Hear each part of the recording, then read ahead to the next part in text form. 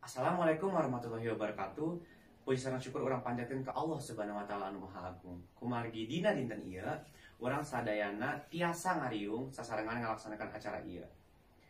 Hadirin anu dipikeun hormat ku simkuring, iman kana qada jeung qadar seueur manfaatna. Di antarana tiasa nguatkeun keimanan jeung katakwaan ka Allah Subhanahu wa taala. Salian tiasa oge nyadiakeun urang yang perkara tanapi kejadian nu aya di bumi ieu teh tos diatur ku Allah Subhanahu wa taala.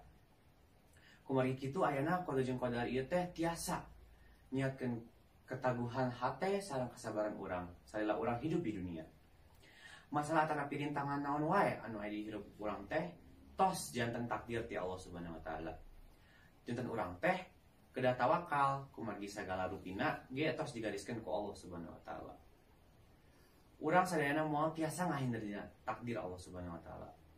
Deuk nu hade, deuk nu goreng, sadayana parantos digariskeun ku Maha Kawasa.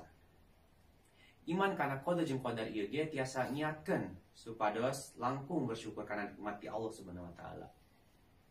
Sakieu heula biantara ti abdi upami aya cariosan anu teu merenah di hate pamirsa, abdi nyuhunkeun dihapunten tina samudaya kalepatan.